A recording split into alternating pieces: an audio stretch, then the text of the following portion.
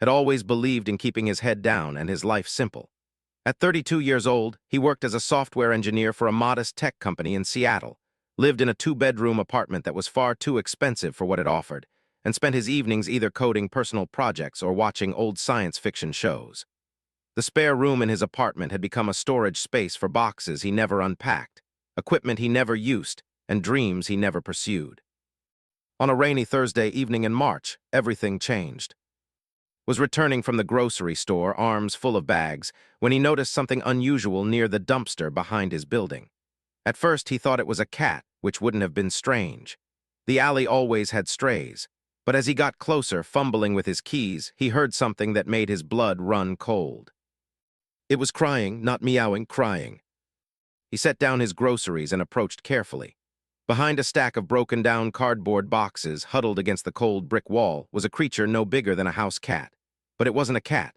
It had the body structure of a small humanoid, covered in soft gray and white fur. Two large, pointed ears sat atop its head, twitching at every sound.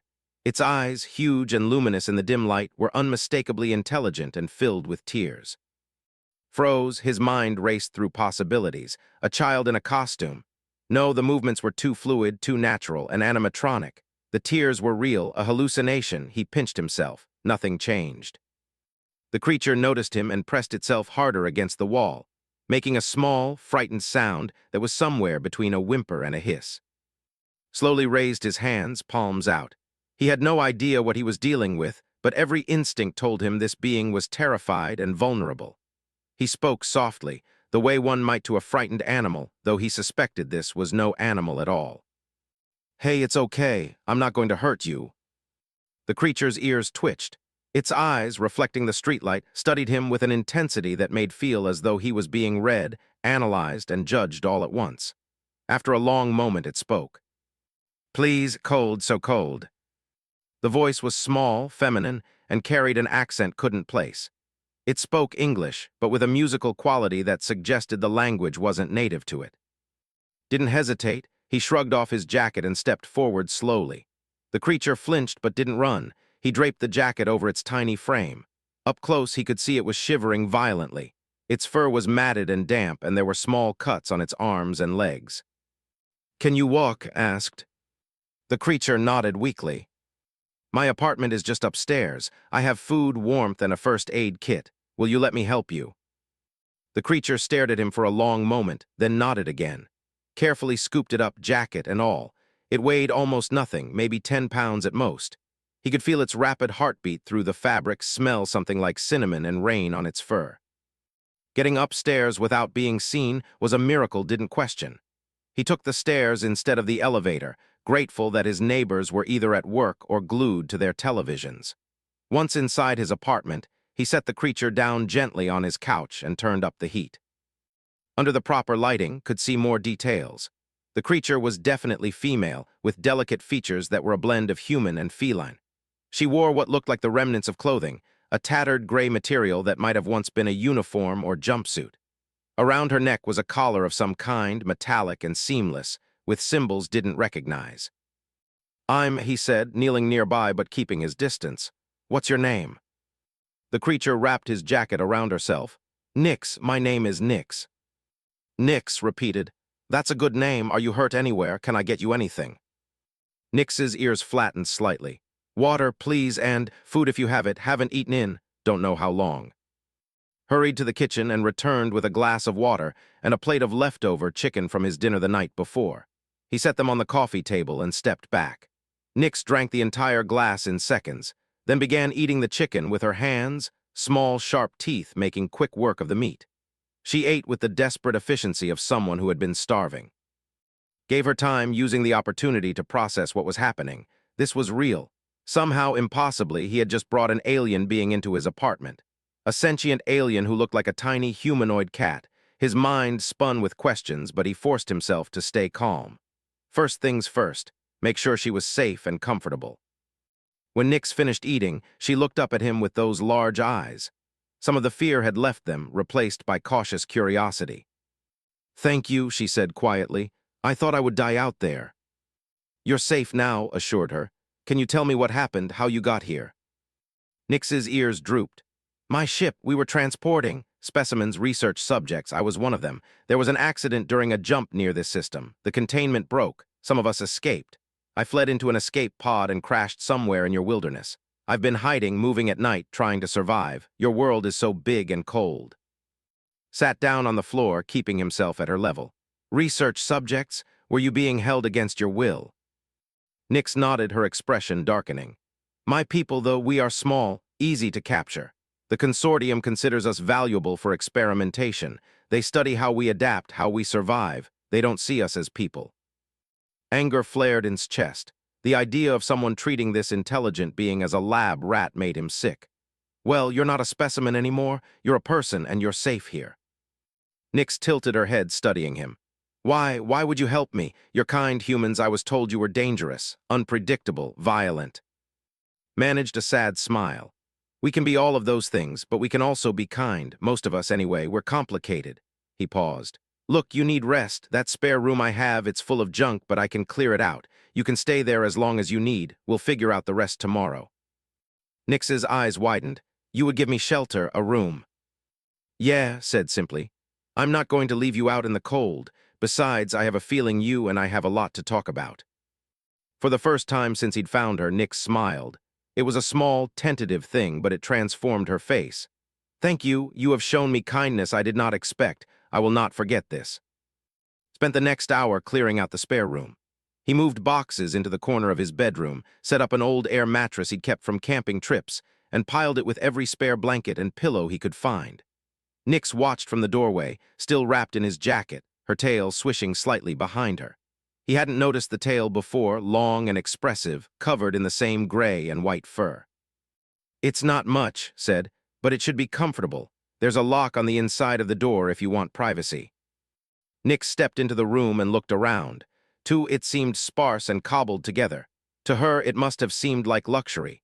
She turned to him, and there were tears in her eyes again, but different ones this time. This is more than I've had in 2 cycles, thank you. Felt a lump in his throat. Get some rest, tomorrow we'll figure out everything else. That night lay in his own bed, staring at the ceiling, unable to sleep. In the room next to his, an alien being was sleeping in his spare room. An intelligent, sentient person from another world who had been tortured and used as a research subject. She had crashed on Earth, alone and terrified, and somehow ended up behind his apartment building. The rational part of his brain screamed that he should call someone. The government, scientists, someone who knew what to do. But every time he considered it, he thought of Nyx's words about being treated as a specimen. He thought of her fear, her desperation. If he turned her over to authorities, would they see her as a person, or would she become another research subject in another lab? No, he had promised her safety, and he meant it. He would protect her, help her, for as long as she needed. Whatever came next, they would face it together. As finally drifted off to sleep, he didn't know that his life had just changed forever. He didn't know that his simple act of kindness would set in motion events that would shake the foundations of woke to the smell of something burning. He bolted upright, heart racing, and rushed to the kitchen. The scene that greeted him would have been comical if it weren't for the smoke detector beginning to wail. Nyx stood on his counter, all 10 pounds of her, frantically waving a dish towel at the smoke rising from the toaster. She had apparently tried to make breakfast and had set the toaster to maximum. 2 pieces of bread were now small charcoal rectangles, and his tiny alien was having a meltdown. I'm sorry, Nyx cried over the alarm. I just wanted to help, to say thank you. I didn't know how your food machine worked. Grabbed a broom and disabled the smoke detector, then opened windows to let the smoke out. Once the immediate crisis was handled, he turned to find Nyx sitting on the counter, ears flat against her head, tail wrapped around her body, looking utterly miserable. I've ruined everything, she said quietly. You gave me kindness and I almost burned down your home. Couldn't help it, he laughed. It started as a chuckle but grew into full-blown laughter. Nyx looked at him like he'd lost his mind, which only made him laugh harder. Finally, wiping his eyes, he managed to speak. Nyx, it's okay. It's just burnt toast. The building isn't on fire. You didn't ruin anything. He smiled at her. But maybe let me handle the cooking until you learn how human appliances work. Nyx's ears perked up slightly. You're not angry. Not even a little. Come on, let me make us some actual breakfast, and we can talk about what happens next. over scrambled eggs and fresh toast, and Nick sat at his small dining table. In the morning light streaming through the windows, could see her more clearly. Her fur had dried overnight into a soft, clean-looking coat. Her eyes were a striking amber color with vertical pupils that expanded and contracted with her emotions. She was maybe 2 feet tall, with proportions similar to a human child, but clearly fully adult in her features and mannerisms. So, began, I think we need to establish some ground rules. First, you're safe here. This is your home for as long as you need it. Second, we need to figure out your situation. Are there others like you who escaped? Do you have any way to contact your people? Nick shook her head sadly. I don't know about others. The escape was chaos. And no, I have no way to contact they are not a spacefaring species. We were conquered by the Consortium 3 generations ago. They took our world us and began using us for their purposes. Her voice grew bitter. We are small, adaptable, intelligent enough to be useful but not powerful enough to resist. Perfect subjects. Felt that anger again, burning in his chest. That's going to change. I don't know how yet, but it is. Nix tilted her head. You speak with such certainty, but you are one human and I am one. What can we do against the Consortium?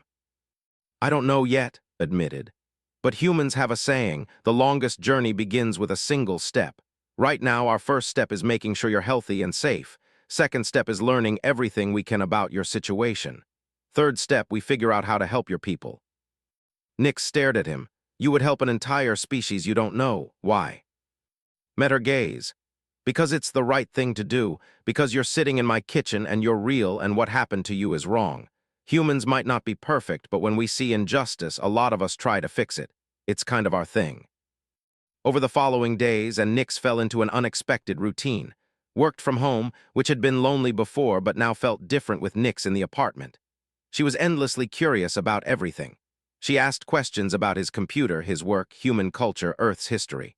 Her mind was sharp and quick, absorbing information at a rate that astounded him.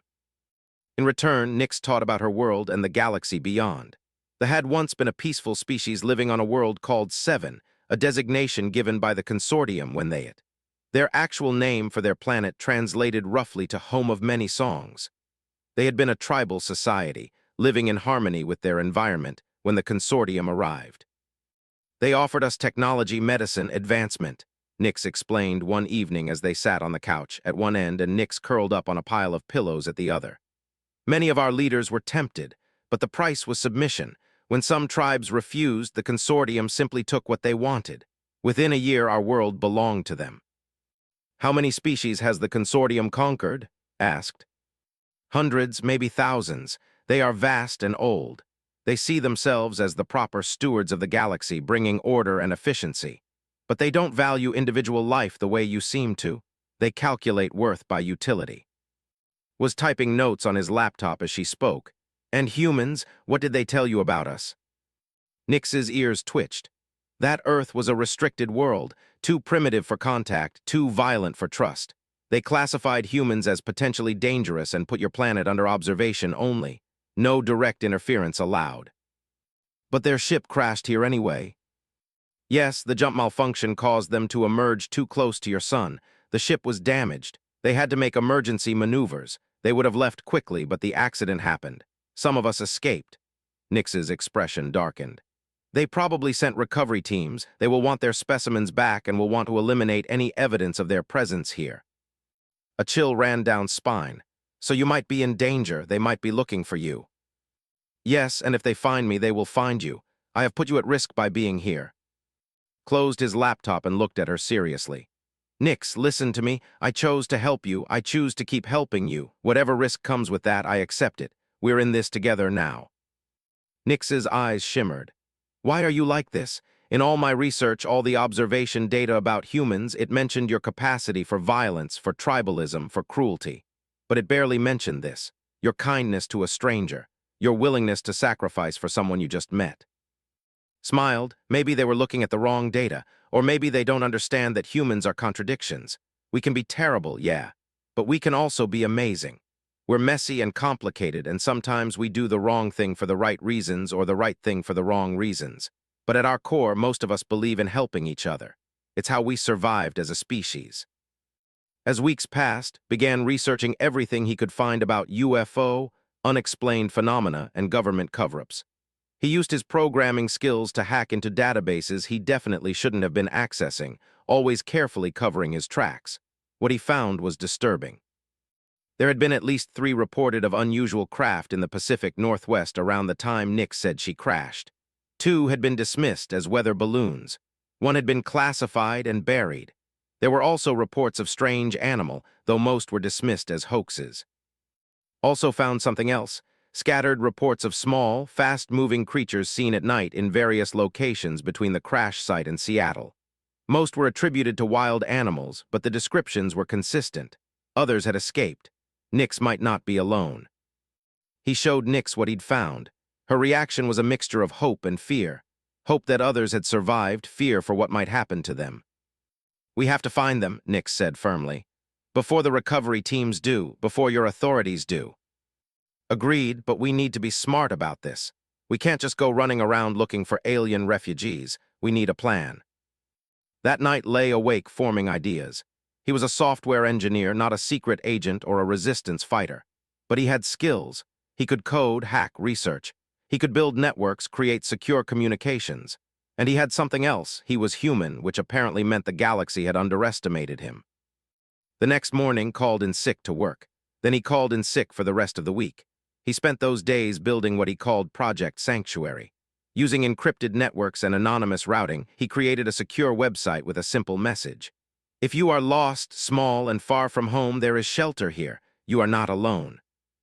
He couldn't be too specific without drawing attention, but he included details that only someone like Nix would recognize. References to the crash, to the consortium, coded in ways that would mean nothing to humans but everything to escaped. Nix watched him work with growing admiration. "You're doing all this for my people." "I'm doing this because it's right. Besides, you're not just your people anymore. You're my friend, and humans protect our friends." On the 5th day, his website got a hit. Someone had accessed it, spent time reading every word, and had sent a coded response. Traced it to an internet 3 hours away. The message was simple: "Is this real? Can you help?" Typed back, "Yes, tell me where you are and I'll come get you." The response came an hour later with coordinates and a time, and Nix exchanged looks. This was it. They were going to expand their household of 2. Rented a car, something nondescript and unremarkable. He explained to Nix that she would need to hide in a backpack for the journey. She didn't like it, but understood the necessity. As they drove out of the city toward the coordinates, felt a strange mixture of fear and exhilaration. They arrived at an abandoned industrial area just after sunset. Following the coordinates, parked near an old warehouse. His heart was pounding. This could be a trap. It could be dangerous, but he had to try. He called out softly, "Hello, we received your message. We're here to help." For a long moment, nothing happened. Then, slowly, from behind a rusted storage container, a small figure emerged. Then another, and another. By the time they stopped appearing, was looking at 6, all similar to Nix in size, but with different fur patterns and colors.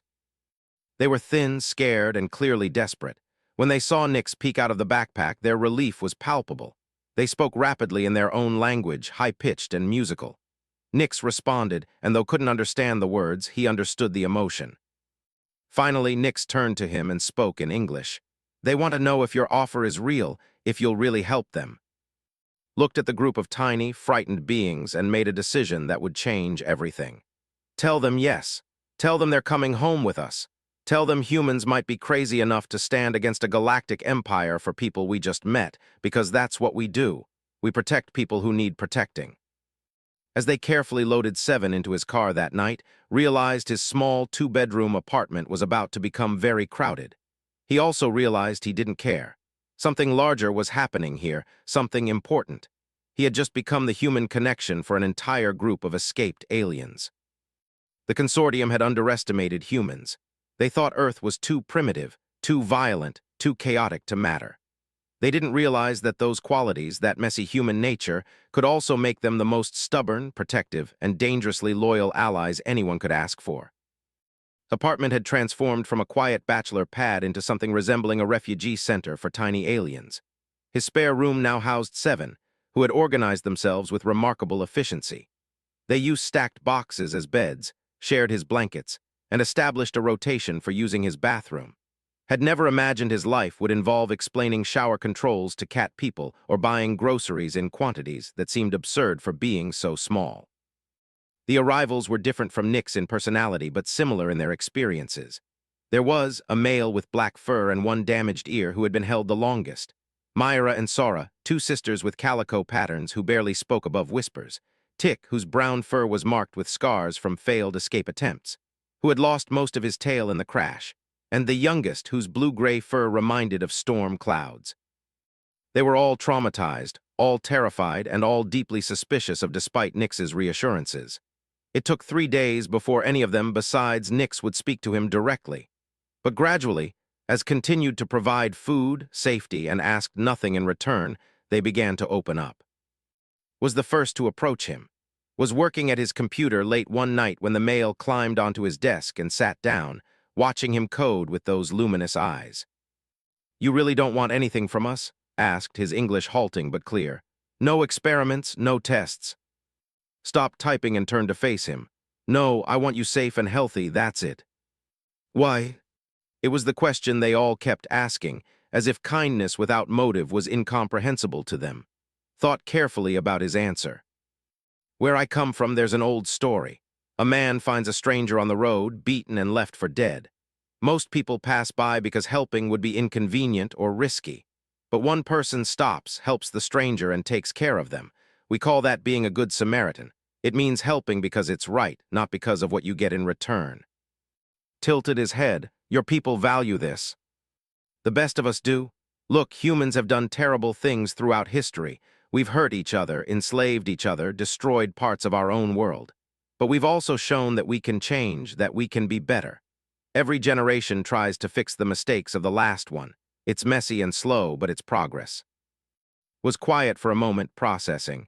Then he said something that made his heart break. "The consortium told us that all species are like them, that exploitation is natural, that the strong will always use the weak. They said resistance was illogical because that's how the universe works."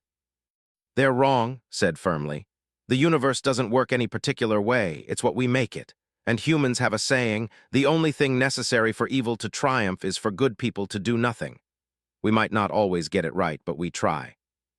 That conversation marked a turning point. Word spread among the that could be trusted. They began emerging from the spare room more often, asking questions, learning about Earth. Found himself teaching them everything from how light switches work to the basics of human government and society.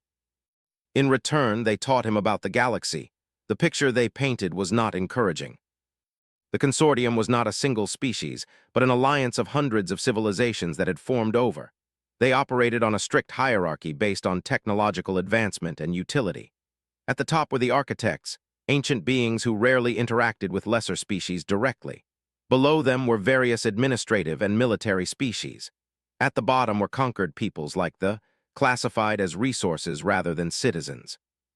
"They've been watching Earth for a long time," Nix explained one evening as all 8 of them crowded into his living room. "You're what they call a probability species.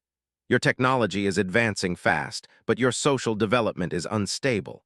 They're waiting to see if you destroy yourselves or mature enough to be contacted." "And if we mature," asked, "then they'll offer you membership in the consortium. They'll make it sound like an honor, an invitation to join galactic civilization. But it's really an assessment. They'll determine your utility and assign you a place in their hierarchy. If you're lucky, you'll be given some autonomy. If not, you become subjects like us." Felt cold fury building in his chest. And humanity has no idea any of this exists. "Your governments might suspect," added. "There have been incidents over the years, but the consortium is good at covering their tracks, and they have rules about interference with developing species. Usually." "Usually." "The crash, the escape, our presence here, it breaks their protocols," Nick said quietly. "Which means they'll send someone to fix it, to retrieve us and erase any evidence." "How long do we have?" "I don't know, could be weeks, could be days." Stood up and began packing. 7 pairs of alien eyes watched him, waiting to see what this strange human would do.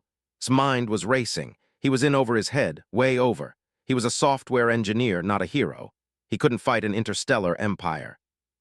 But he could be smart about this. "Okay," said, stopping his packing. Here's what we're going to do. We need more resources, more space, and more allies. Nix, you said there might be others who escaped. At least 10 more, maybe 15. Then we find them before the consortium does. We build a network. We get organized. Grabbed his laptop. I can create better, secure communications. We can use encrypted messaging, hidden networks, and I need to reach out to people who might actually believe this and help. Who would believe you? Myra asked softly. It was the first time she'd spoken directly to. Smiled, you'd be surprised. There are researchers, scientists, people who've been looking for proof of extraterrestrial life their whole careers. The trick is finding ones we can trust. Over the next week became something he'd never imagined. A coordinator of an underground railroad for alien refugees. His technical skills, which had seemed so mundane before, became invaluable. He created encrypted chat rooms, set up dead drops for information, and hacked into satellite data to identify possible landing sites of other escape pods. They proved to be quick learners. Within days, they were helping him monitor communications, analyze patterns, and even improve his code. Their perspective on technology was different from human thinking, sometimes surprisingly innovative. They found 3 more in the first week, then 5 more the week after that. His apartment became a way station with refugees staying temporarily before he could move them to safer locations. He'd reached out carefully to 3 people he'd found through conspiracy forums and academic circles. 2 had ignored him. 1, a xenobiology professor named Dr. Sarah, had responded with cautious interest. Their first meeting was in a coffee shop and brought Nix hidden in his backpack. Doctor was a woman in her 50s with sharp eyes and an expression that suggested she thought was probably insane, but was curious enough to hear him out. So, she said, sipping her coffee, you claim to have evidence of extraterrestrial life. Not just evidence, actual extraterrestrials. Doctor raised an eyebrow. Show me. Glanced around the coffee shop. It was late afternoon and mostly empty. He carefully opened his backpack enough for Nix to peek out. Doctor leaned forward, her expression shifting from skepticism to shock in an instant. Hello, Doctor, Nix said quietly. My name is Nix. I'm from a world your people have never heard of, and I need your help. Doctor stared for a long moment, then sat back in her chair. She looked pale. This is real, you're real. Very real, Nix confirmed. For the next hour in that coffee shop, and Nix explained everything. Doctor listened with the intensity of a scientist presented with the discovery of a lifetime. When they finished, she was quiet for a long time. If this gets out, she finally said, it'll change everything. Human society, politics, religion, everything. I know, said, but right now we have a more immediate problem. There are refugees who need help, and there's an alien organization that wants to capture or eliminate them. We need allies. People with resources, connections, and the willingness to keep this secret until we're ready. Doctor looked at Nix, then at, you realize what you're asking. You're asking me to commit to protecting alien refugees from an interstellar government that Earth doesn't even know exists. You're asking me to break about 100 laws and potentially put myself at risk. Yes, said simply, I am. Doctor smiled and for the first time saw determination in her eyes. Then I'm in. Because if this is real, and it clearly is, then this is the most important thing any human has ever done. We're not just protecting refugees. We're establishing humanity's first real contact with alien life, and we're doing it on our terms, not theirs. With Doctor's help, the operation expanded. She had connections to 3 other scientists and a private security consultant, all of whom, after meeting agreed to help. They established a network of safe houses across the Pacific Northwest. They pooled resources to provide food, medical supplies, and equipment. But as the network grew, so did the danger. Started noticing things, cars that seemed to follow him, strange clicks on his phone line, his internet traffic being monitored by sources he couldn't trace. The consortium was getting closer. One night was working late when approached him with, and the 3 looked serious. Said, we need to talk about what happens when they come. We'll hide you better, said. Move you to different locations. No, interrupted. Listen to me. When they come, and they will come, they won't just take us. They'll eliminate everyone who knows about us. They'll erase evidence. That means you, Doctor, everyone who's helped. You've put yourselves at tremendous risk for us. Looked at the 3. I know the risks. Do you? Asked quietly. The consortium doesn't negotiate. They don't show mercy. They have weapons that can level cities, ships that can disappear your entire military before you know you're under attack, and they will use them to keep their secret. Felt fear creep up his spine, but he pushed it down. Then we need to make sure the secret doesn't stay secret. If enough people know, it becomes harder to erase. That's dangerous for your entire species, said. If humanity learns about the consortium too soon, before you're ready, it could trigger a response. They might decide Earth is too problematic and needs to be controlled. Or, countered, they might decide humans are too much trouble to mess with. Look, I've been thinking about this. The consortium operates on rules and hierarchy, right? They calculate risk versus benefit. What if we make the benefit not worth the risk? What do you mean? Asked. Pulled up files on his computer. I've been documenting everything. Every conversation, every piece of technology you've described, every detail about the consortium and galactic society. I've been encoding it and distributing it across secure servers worldwide. If something happens to us, it gets released automatically. Everything becomes public. The three stared at him. You would expose the consortium to your entire species. If they threaten you, yes. It's called mutually assured destruction. If they come after us, they risk exposing themselves to an entire planet of 7 billion humans. And humans, when threatened, don't react well. We're not advanced enough to beat them in a straight fight, but we're crazy enough to make it so costly that it's not worth it. Started laughing, a strange, chittering sound. You humans really are insane. The consortium was right to fear you. They don't fear us, said. Not yet, but they will. As the three left, Nyx emerged from the spare room. She'd been listening. She approached and looked up at him with those amber eyes. You're risking your entire species for us, she said softly. No, replied. I'm protecting my friends and showing the galaxy what humanity is really about. We're messy, stubborn, and we don't follow rules that we think are wrong. The consortium wants to control the galaxy. Well, they're about to learn that humans don't like being controlled, and we really don't like seeing our friends hurt. Nyx was quiet for a moment. Then she did something she'd never done before. She hugged Sleg, the only part of him she could reach. It was such a small gesture, but it meant everything. Thank you, she whispered, for seeing us as people, for fighting for us. The consortium arrived on a Tuesday morning at 3 o'clock. Was asleep when his phone erupted with emergency alerts. He bolted awake to find Nyx already at his bedside, her ears flat against her head, tail rigid with fear. They're here, she whispered. I can feel it, the ship, it's close. Grabbed his phone and saw messages flooding in from Doctor and the other members of their network. Reports of strange lights over the Pacific Ocean. Radar anomalies. And then, most chillingly, a message from a contact at a local news station. All major networks had received simultaneous anonymous threats to kill any story about unusual activity in the Seattle area. The consortium wasn't just here. They were already trying to control the narrative. Threw on clothes and rushed to his computer. His monitoring programs showed his apartment building was under surveillance from at least 3 unknown sources. His internet traffic was being redirected. His phone was definitely compromised. They knew where he was. They were probably planning their move. All that were awake now, gathered in his living room. 15 refugees in total, counting the ones had sheltered temporarily. They looked terrified but determined, stepped forward. You need to leave, get far from here. They'll take us, but if you run now, you might survive. I'm not leaving you, said flatly. He was already typing furiously on his laptop, executing plans he'd prepared for this moment. Doctor, are you seeing this? His computer speaker crackled to life. I see it. I'm activating Protocol Sunshine.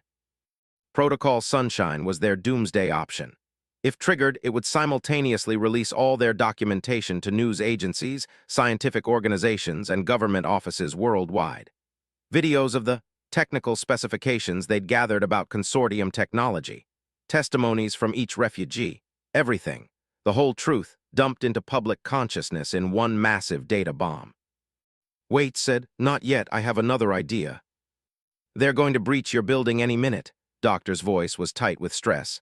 What idea could possibly work now? Looked at then at his screen. We're going to do what humans do best when someone threatens our friends. We're going to make so much noise that they can't silence us. His fingers flew across the keyboard. He opened every social media platform he had access to. He went live on streaming services. He pulled up video conferencing software and started joining random public chat rooms. And then, with Nix by his side, he turned on his webcam. "Hello, world," said to the camera. "My name is, I'm a software engineer in Seattle, Washington, and I'm about to show you something that will change everything you know about our place in the universe." He tilted the camera down to show Nix, who stood on his desk, fully visible and undeniably real. Her ears were back, but she held her ground, meeting the camera's lens with courage found inspiring. "This is Nix. She's from a planet you've never heard of. She's a refugee from an organization called the Consortium that has been watching Earth for decades. And right now, they're outside my building because they want to take her and everyone like her back into captivity." Within 30 seconds, his viewer count was climbing. 100 people, 500, 1,000. Comments started flooding in. Most thought it was a hoax, special effects, an elaborate prank, but people were watching. That was what mattered. "I know you don't believe me yet," continued. "But in about 10 minutes, something is going to happen to this building, to me, and to these refugees I've been protecting. The Consortium operates in secret. They control information, but they can't control everyone. So I'm asking you, everyone watching, record this. Save it, share it. Don't let them erase what you're about to see." The viewer count hit 10,000, then 20,000. Could see his stream being shared across platforms, people reposting, arguing, debating. Some were trolls, some were curious, some were starting to believe. Doctor's voice came through his speaker, amazed. "You're going viral, multiple platforms, you're at 50,000 viewers and climbing." Nix spoke, her voice small but clear. "My name is Nix of the people. We are not the first species the Consortium has conquered. We will not be the last, but humans, your species, you are different. You don't have to accept their rules. You can choose to stand against them." The door to his apartment exploded inward. 3 figures entered and his breath caught. They were humanoid but clearly not human. Tall, maybe 7 feet, with skin that seemed to shift between gray and blue. They wore no visible armor but moved with mechanical precision. One held a device that hummed with energy. "Transmission cease," one of them said, its voice flat and synthesized. "Specimens will be retrieved, witness will be processed." Kept the camera running, 75,000 viewers now. "Everyone watching, this is them, this is the Consortium, record this, please." The lead figure pointed its device at. "Your compliance is mandatory." "No," said, "it really isn't." What happened next would be viewed by over 1 million people in real time and by hundreds of millions more in the hours that followed. The Consortium agents moved to seize Nix and the other, but did something unexpected. He didn't run. He didn't hide. He stood between the aliens and the refugees. "You want them," said, "you go through me first." The Consortium agent tilted its head, processing. "You are irrelevant. Move aside or be removed." "I'm a citizen of Earth. You have no authority here. And right now, 1 million people are watching you threaten me on my own planet. How's that for breaking your precious non-interference protocols?" The agent hesitated, just for a moment, but it was enough. In that hesitation saw the truth. The Consortium was powerful, but they were also constrained by their own rules. They couldn't just openly attack Earth. They had to maintain plausible deniability. And had just destroyed that. "Your exposure attempt is futile," the agent said, but detected uncertainty in its synthetic voice. "This transmission will be classified as fiction. Your technology will be confiscated. Your witnesses will be discredited." "Really?" gestured to his screen. "Because I'm looking at 2 million viewers now, and the number's still climbing. You can confiscate my computer, but you can't confiscate every phone, every recording, every copy that's being made right now across the entire internet. You've lost control of the narrative." Behind the agents could hear sirens. Someone had called the police. News helicopters were approaching. The Consortium had wanted a quiet retrieval, had given them a media circus. The lead agent spoke into a device on its wrist, words in a language didn't understand. There was a response, and the agent's posture changed. It turned back to, "This incident will be reviewed. Protocols have been compromised. Retrieval is no longer viable under current parameters." And just like that, they left. They simply turned and walked out, vanishing into the chaos of the building, stood there, shaking, as Nix and the other gathered around him. His stream was still live, now with over 3 million viewers. "Did that just happen?" Someone typed in the comments. "Holy shit, is this real? Someone call the government. Best prank ever." This is either the biggest hoax in history or the most important moment in human civilization.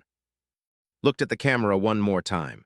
It's real, all of it, and now you know. Humanity isn't alone in the universe. We're not the most advanced species, but we might be the most stubborn. The consortium thought they could operate on our planet in secret. They were wrong. Welcome to First Contact, everyone. It's going to be a wild ride. He ended the stream. The next hours were chaos. Police arrived at his building, followed by federal agents, followed by more news crews than could count. His apartment became a crime scene, an investigation site, and the center of the biggest story in human history.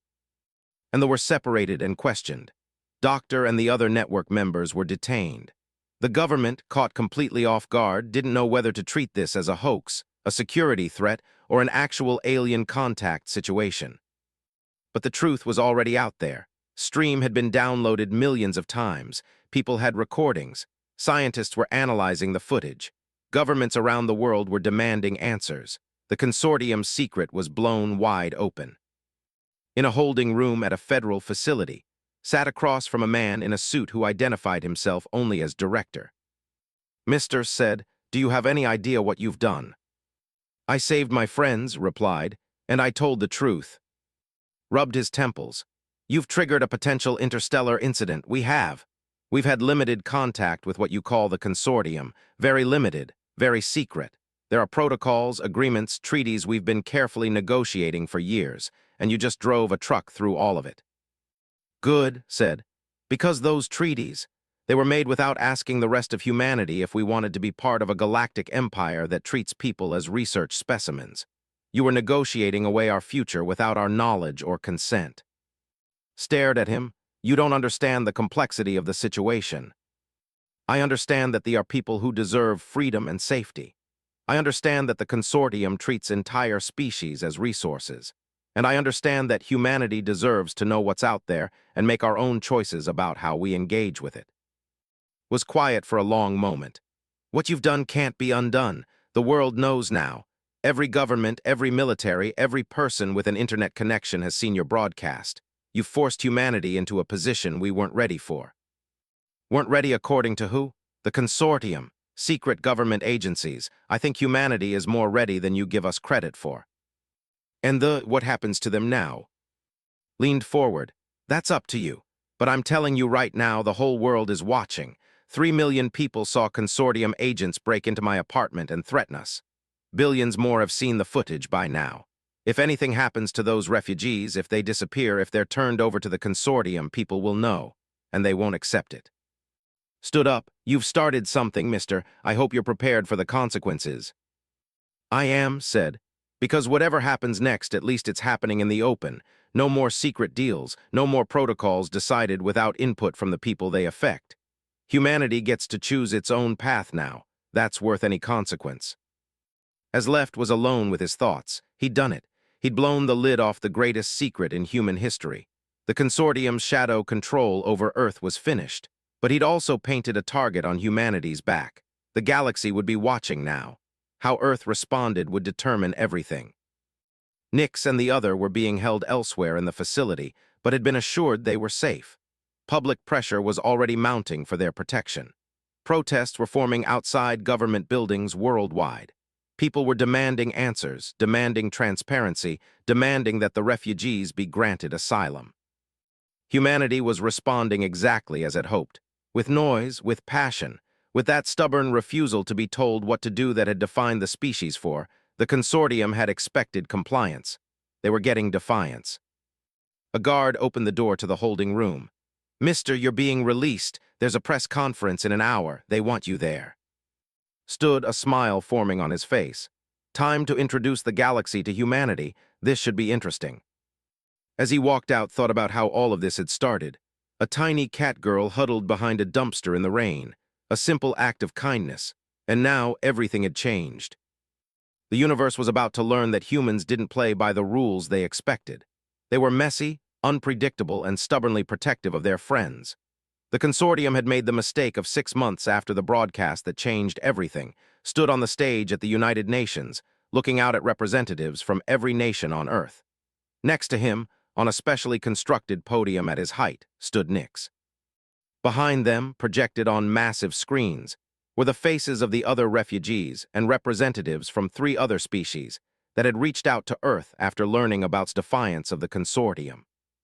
The world had transformed in those 6 months, in ways both terrifying and wonderful.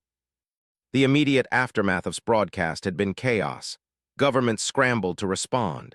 Religious institutions grappled with the implications.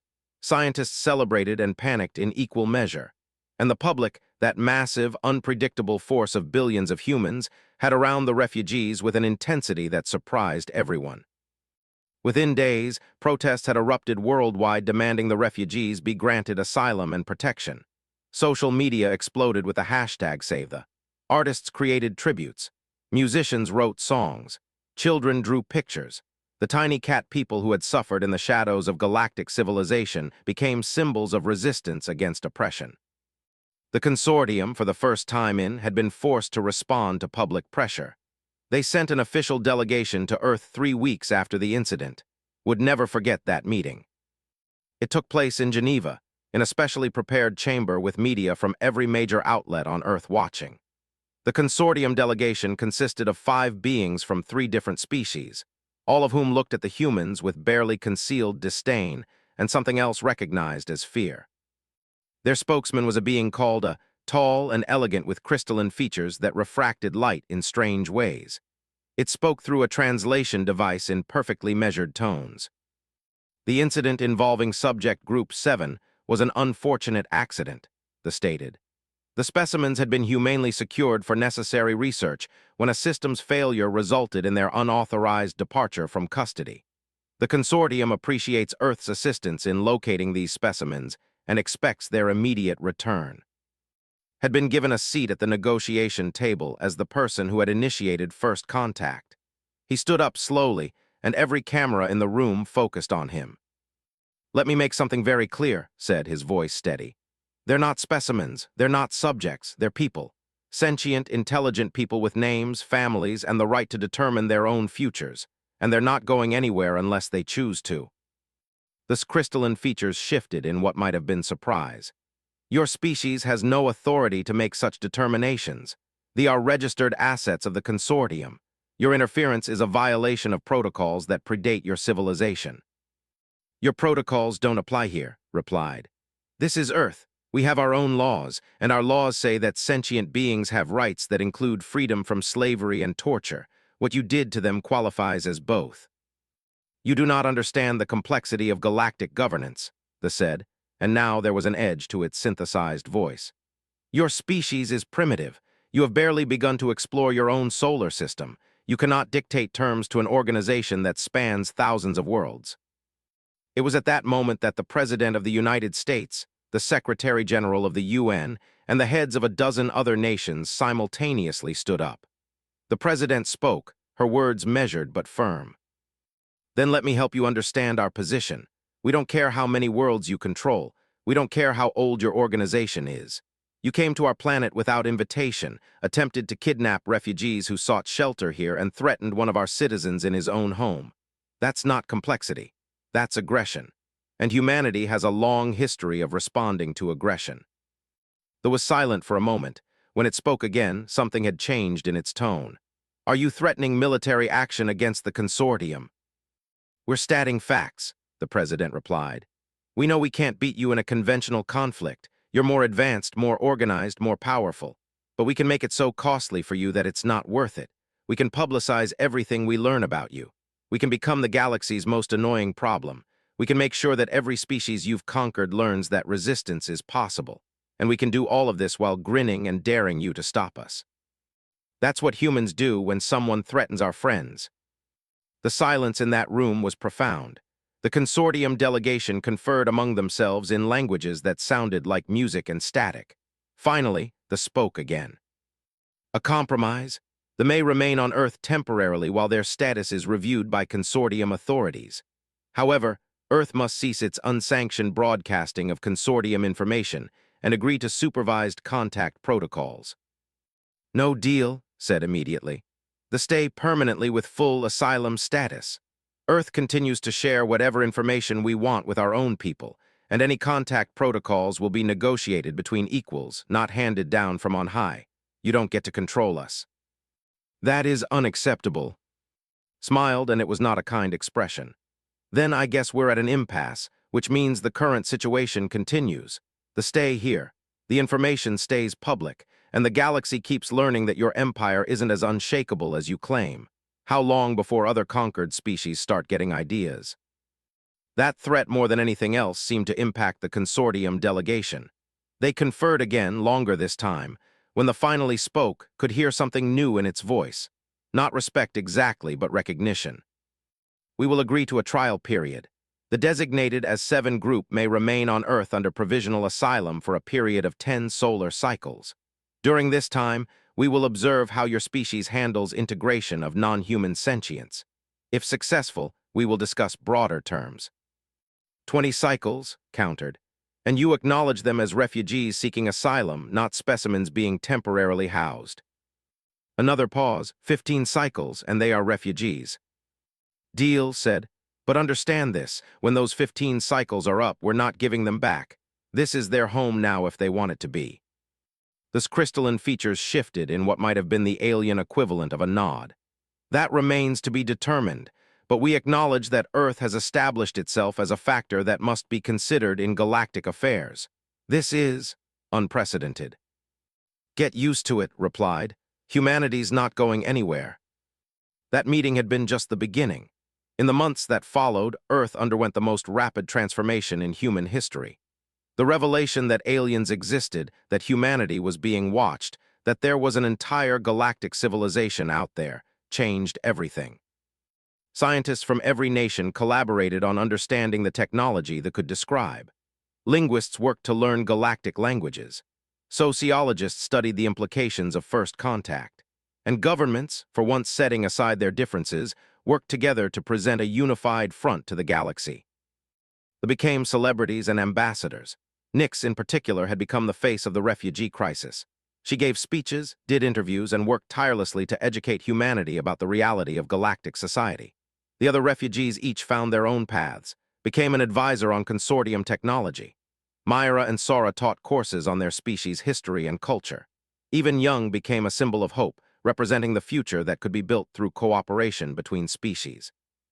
But it was Sroll that surprised him most.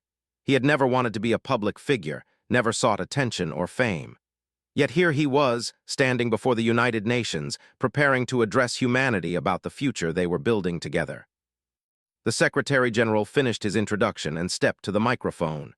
Billions of people were watching this broadcast. The pressure should have been overwhelming but felt calm.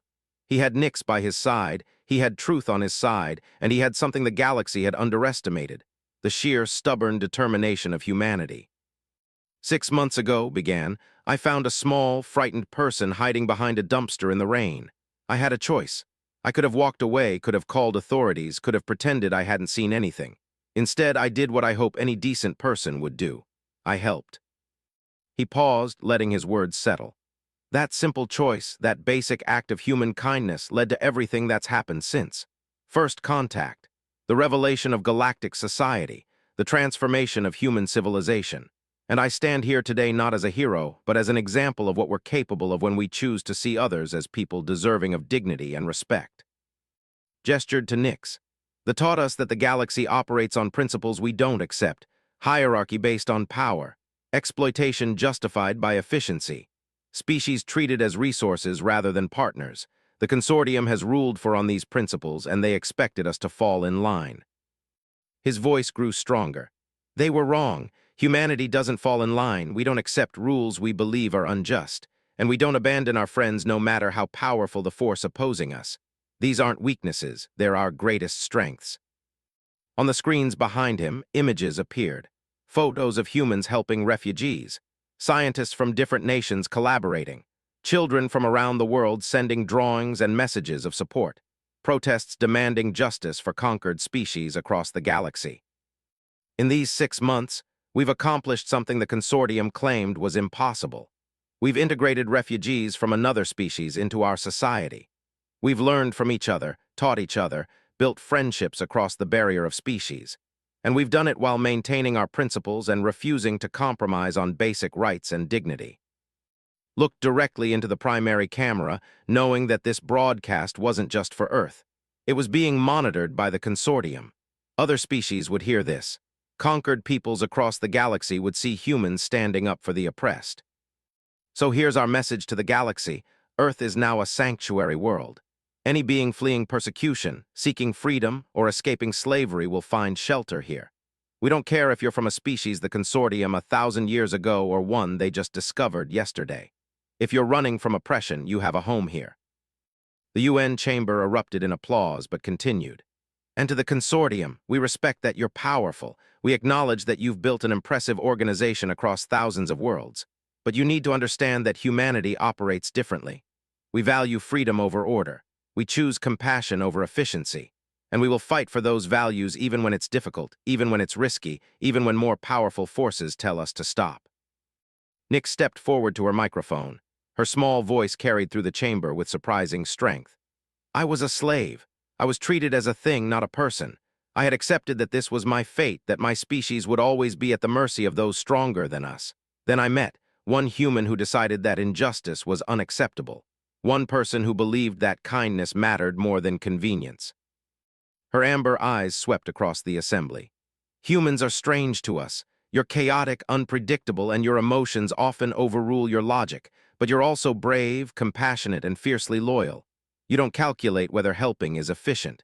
You don't measure the cost-benefit of standing up for others. You just do it because it's right. She turned to, and in that moment, the tiny alien and the ordinary human represented something revolutionary. Changed my life by giving me a spare room. Humanity changed my people's future by refusing to surrender us. That's the power of choosing kindness over compliance. That's why the consortium fears you. Not because you're strong, but because you won't be controlled. The applause this time was deafening. Representatives stood cheering. Around the world, in cities and villages, in homes and public squares, humans watched and understood. They weren't the most advanced species. They weren't the most powerful. But they had something special, the courage to stand for what was right, regardless of the odds. As the assembly settled, delivered his closing statement. The trial period the consortium gave us ends in 15 cycles. When that time comes, they'll evaluate whether we've successfully integrated the refugees. Here's what I want them to see. I want them to see schools where human and children learn together. I want them to see businesses where both species work as colleagues. I want them to see families who open their homes. I want them to see art, music, and culture being created collaboratively. His voice grew passionate. But most of all, I want them to see that we don't consider this an experiment or a trial. We consider it the beginning of a new era. An era where Earth stands as a beacon for the oppressed, where humanity reaches out to the galaxy not as conquerors or subjects, but as partners committed to justice and freedom for all sentient beings. Smiled, the consortium thought they could control first contact. They thought they could maintain their secrecy and their power structures. A tiny cat girl hiding behind a dumpster destroyed those plans. And now, humanity is offering the galaxy an alternative to their way of doing things. We're showing that strength doesn't have to mean oppression, that civilization can be built on cooperation rather than conquest. He looked at Nyx, who nodded encouragingly. So thank you, Nyx, for trusting me when you had every reason not to. Thank you to all the refugees for teaching us about the galaxy and believing in humanity's potential. And thank you to everyone around the world who proved that when faced with injustice, humans choose to fight back. The consortium wanted quiet compliance. We gave them loud defiance. They wanted secrecy. We gave them transparency. They wanted control. We gave them chaos, because that's what humanity does best. We take impossible situations and we make them work through sheer stubborn determination and the belief that everyone deserves freedom and dignity. His final words echoed through the chamber. The galaxy is watching Earth now. Let's show them what humanity is really capable of. Not through conquest or domination, but through kindness, courage, and the revolutionary idea that all beings deserve respect. The consortium has ruled for, but their time of unchallenged power is over, because humanity has entered the galactic stage, and we don't play by their rules. The UN chamber erupted in applause once more, but wasn't finished. He knelt down next to Nyx's podium, bringing himself to her eye level. The cameras captured this moment, a human and a facing each other as equals and friends. You asked me once why I helped you, said quietly, though his words were caught by the microphones and broadcast worldwide. You asked what I wanted in return. Here's my answer. I wanted to live in a world where kindness matters, where doing the right thing is more important than following convenient rules, where no one has to hide behind dumpsters in the rain because the powerful decided they're just specimens. That's the world humans are going to build, not just for us, but for every species that wants to be part of it. Nyx's ears perked up, and she smiled that small, expressive smile that had become famous across Earth. Then we'll build it together, the Inhumanity, partners in reshaping the galaxy. As stood and faced the assembly one last time, he thought about how far they'd come. From a simple act of helping someone in need to standing before the United Nations, challenging a galactic empire, and offering hope to oppressed species across the stars. The spare room in his apartment was still there, though Nyx had long since moved to better accommodations. But that room represented something now. It represented the moment when humanity chose compassion over indifference, when one person's kindness sparked a revolution, and when a tiny cat girl taught a species what they were truly capable of. The consortium was powerful. They had ships, technology, and the weight of behind them. But they had never faced anything like humanity before. They had never encountered a species that treated kindness as strength, that saw chaos as creativity, and that refused to accept that the powerful had the right to oppress the weak. Earth was awake now. Humanity knew about the galaxy, and they had decided that if they were going to enter galactic society, they were going to do it on their own terms, bringing their messy, stubborn, beautiful insistence that everyone deserved freedom and dignity. An ordinary software engineer who had just wanted to help someone in need had become the symbol of humanity's first steps into the greater universe. But he knew the real heroes were the billions of humans who had responded to the revelation of alien life not with fear or hatred, but with open hearts and the determination to make the galaxy a better place. As he left the UN stage with Nyx by his side, smiled. The consortium's 15-cycle trial period would end eventually, and when it did, Earth would show them that they weren't going anywhere. Neither was humanity's commitment to protecting refugees and standing against oppression. The galaxy was about to learn that humans were the most dangerous thing imaginable to an empire built on control. They were true believers in freedom, and they had the courage to fight for it. A tiny cat girl had moved into spare room 6 months ago. She had changed his life forever. But together, they had changed something even bigger. They had changed humanity's destiny, challenged an empire, and offered hope to countless beings across the stars. That spare room would always be there, waiting, because knew there would be others who needed help, others fleeing oppression, others seeking the simple dignity of being treated as people rather than resources. And humanity would be there, ready to offer sanctuary, friendship, and that stubborn insistence that kindness and courage could change the galaxy. The consortium wanted order and control. Humanity offered chaos and compassion. And as the cheers echoed through the UN chamber and around the world, it was clear which approach was winning hearts and minds. The revolution had begun with a simple choice: help someone in need. Now it was spreading across the stars, one act of kindness at a time, and the universe would never be the same that. They wouldn't make that mistake again. Consortium will regret underestimating humanity. Smiled down at his tiny friend. Yeah, they really will. As drove back to Seattle with 7 alien refugees hidden in his car, he smiled. The consortium wanted their specimens back. Well, they were going to have to go through a very stubborn software engineer first. And if there was one thing humans were good at, it was being unreasonably difficult when someone threatened their understanding. He didn't know that the tiny cat girl sleeping in his spare room would become the catalyst for humanity's first true contact with the wider galaxy. All he knew was that someone had needed help, and he had given it. Sometimes that's all it takes to change everything.